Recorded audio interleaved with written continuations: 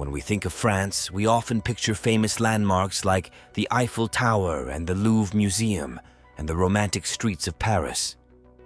The country is known for its rich culture, education system, and art, but what many people don't know is that behind this glamorous facade lies a dark history of colonial exploitation and the lingering scars of French imperialism.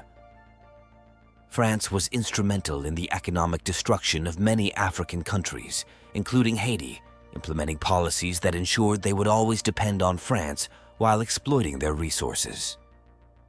While the nation may now be praised for its architectural wonders, education system, and artistic achievements, few acknowledge the devastating impact it had on the countries it colonized. In this video, we will reveal the truth that has been hidden and forgotten from mainstream media. We will talk about how France ruined Haiti, Guinea, and other African nations. This is not a history lesson. As France continues to exert its control over many African countries, milking them of their resources, we will expose the truth with the hope that France and other former colonial powers face their past and work towards addressing the imbalances created by centuries of exploitation. Before we get right into the video, please smash the like button and subscribe to the channel to keep informed of our eye-opening black narrative. The extortion of Haiti. Haiti, once a French colony called Saint-Domingue, is a prime example of French cruelty. The colony prospered by enslaving Africans to work on plantations. France gained immense wealth from this brutal system, but at the expense of countless lives. In 1791, the Haitian people revolted against their oppressors and won their independence in 1804. However, the cost of freedom would prove to be too great as France wouldn't let its grand prize slip away. In October 1806, the country was split into two, with Alexander Pétion ruling in the south and Henri Christophe ruling in the north. Despite the fact that both of Haiti's rulers were veterans of the Haitian Revolution, the French had never quite given up on reconquering their former colony. In 1814, King Louis XVI, who had helped overthrow Napoleon, sent 3 commissioners to Haiti to assess the willingness of the country's rulers to surrender. Christophe, having made himself a king in 1811, remained obstinate in the face of France's exposed plan to bring back slavery, threatening war. The most prominent member of Christophe's cabinet, Baron de Vaste, insisted, "Our independence will be guaranteed by the tips of our bayonets." In contrast, Pétion, the ruler of the South, was willing to negotiate, hoping that the country might be able to pay France for recognition of its independence. In 1803, Napoleon had sold Louisiana to the United States for $15 million, using this number as his compass. Pétion proposed paying the same amount. Unwilling to compromise with those he viewed as runaway slaves, Louis XVI rejected the offer. Pétion died from yellow fever in 1818, but Jean-Pierre Boyer, his successor, kept up the negotiations. Talks, however, continued to stall due to Christophe's stubborn opposition. Once Christophe died in October 1820, Boyer was able to reunify the two sides of the country. However, even with the obstacle of Christophe gone, Boyer repeatedly failed to successfully negotiate France's recognition of independence. On April 17, 1825, the French king suddenly changed his mind. He issued a decree stating France would recognize Haitian independence, but only at the price of 150 million francs, or around 10 times the amount the U.S. had paid for the Louisiana Territory. The sum was meant to compensate the French colonists for their lost revenues from slavery. Baron de Macau, whom Louis's successor Charles Abec sent to deliver the ordinance, arrived in Haiti in July, accompanied by a squadron of 14 brigs of war carrying more than 500 cannons. Rejection of the ordinance almost certainly meant war. The extortion of Haiti would begin at that very moment, with the threat of violence looming. On July 11, 1825, Boyer signed the fatal document, which stated, "The present inhabitants of the French part of Saint-Domingue shall pay in 5 equal installments the sum of 150 million francs destined to indemnify the former colonists." Newspaper articles from the period revealed that the French king knew the Haitian government was hardly capable of making these payments, as the total was more than 10 times Haiti's annual budget. Forced to borrow 30 million francs from French banks to make the first 2 payments, it was hardly a surprise to anyone when Haiti defaulted soon thereafter. Still, the new French king sent another expedition in 1838 with 12 warships to force the Haitian president's hand. The 1838 revision, labeled Traité d'amitié, or Treaty of Friendship, reduced the outstanding amount owed to 60 million francs, but the Haitian government was once again ordered to take out crushing loans to pay the balance. Although the colonists claimed that the indemnity would only cover 1/12, the value of their lost properties, including the people they claimed as their slaves, the total amount of 90 million francs was actually 5 times France's annual budget. The Haitian people suffered the brunt of the consequences of France's theft. Boyer levied draconian taxes in order to pay back the loans, and while Christophe had been busy developing a national school system during his reign, under Boyer and all subsequent presidents, such projects had to be put on hold. Moreover, researchers have found that the independence debt and the resulting drain on the Haitian treasury were directly responsible not only for the underfunding of education in 20th century Haiti, but also the lack of healthcare and the country's inability to develop public infrastructure.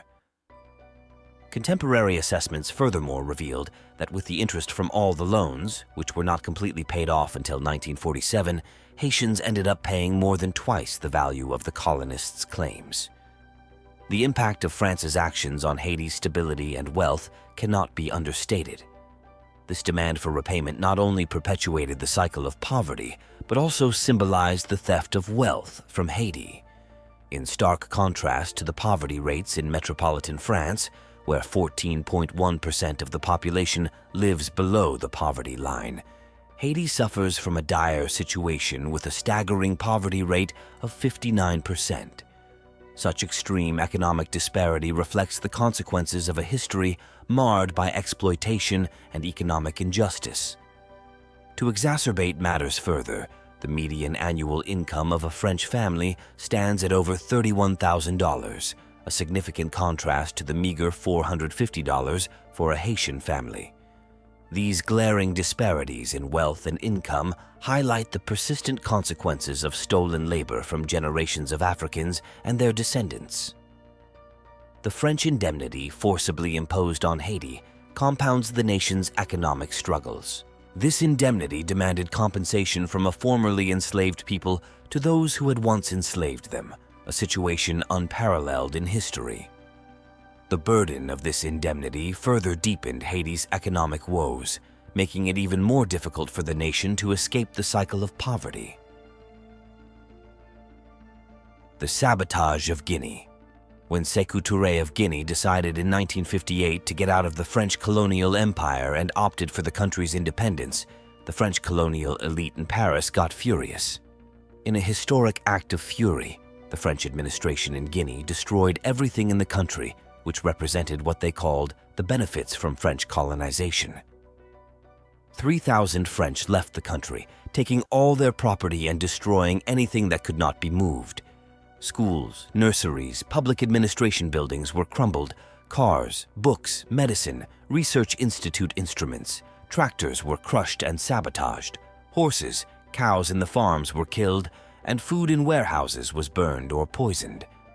The purpose of this outrageous act was to send a clear message to all other colonies that the consequences for rejecting France would be very high.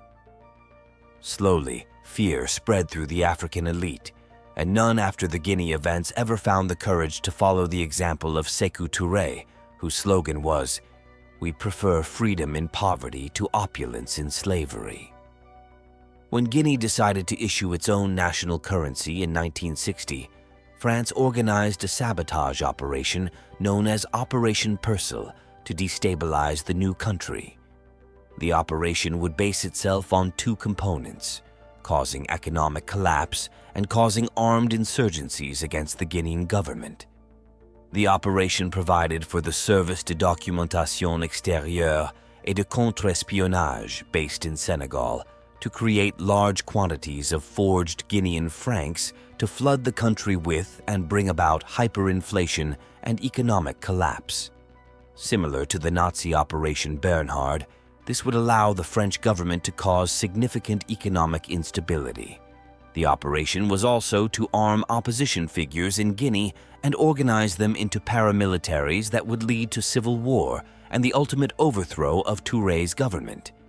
However, the operation suffered a number of leaks, and the Guinean government was able to stop the operation before it happened. Economic imperialism. When destabilizing former colonies did not give the desired results, the French would use other means to ensure they would hold on to colonies and continue to gain from their resources. Since 1961, France would lay claim to the national reserves of 14 African countries.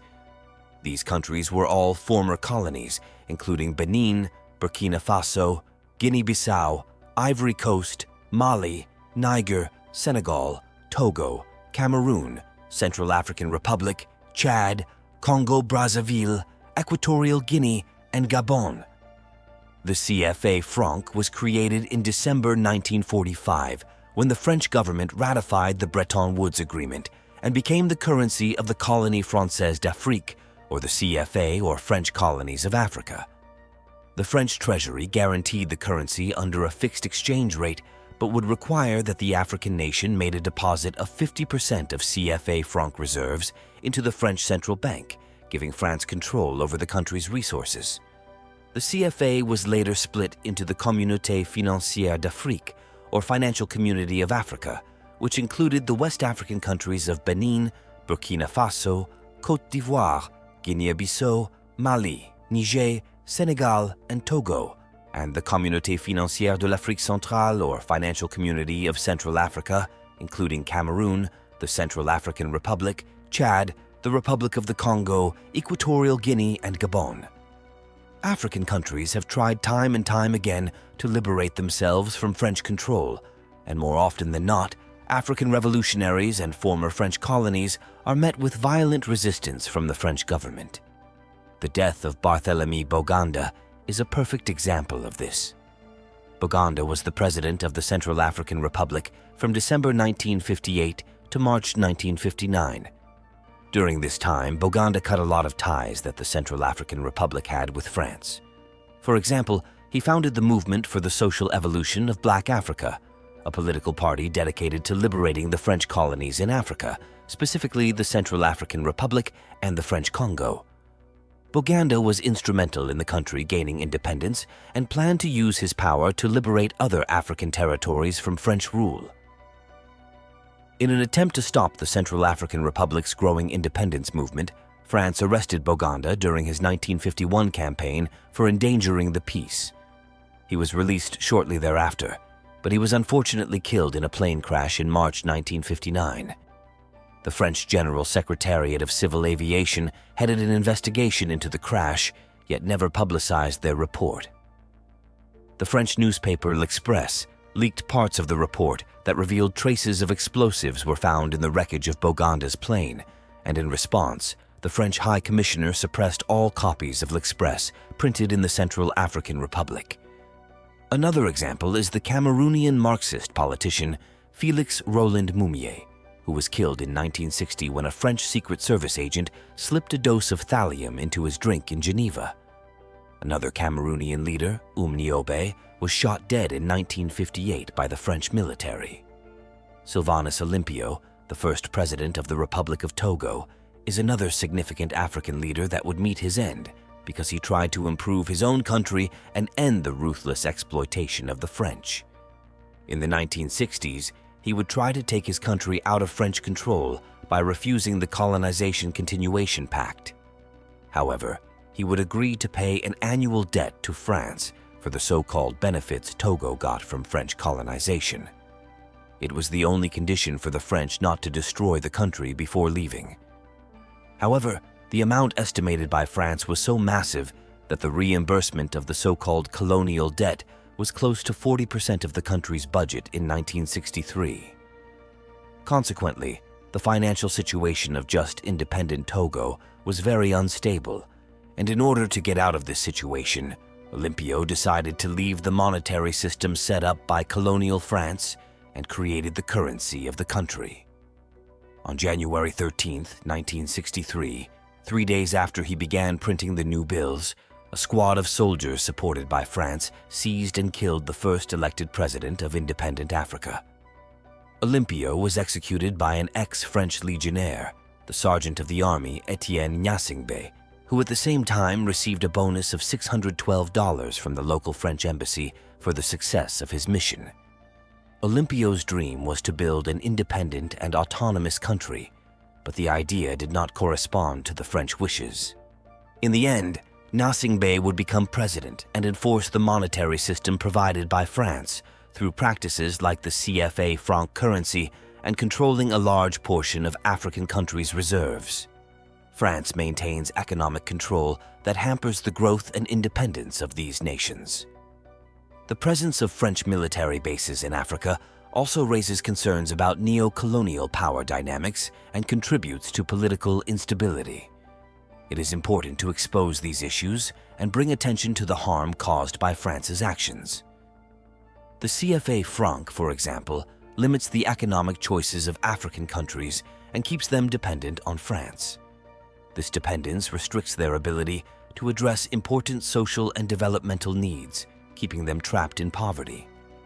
Moreover, France's control over African countries' reserves prevents them from using their own resources to improve their societies, making them some of the poorest countries in Africa. This control reinforces economic dependence and prevents these nations from making independent decisions about their futures. Africa cannot develop as long as France continues to see the continent as nothing but a tool to enrich France and advance France's global political influence.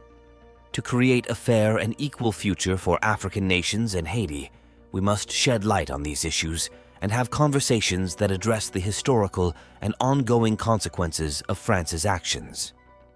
African countries need to regain control over their economies, reserves, and political affairs, free from neo-colonial influences.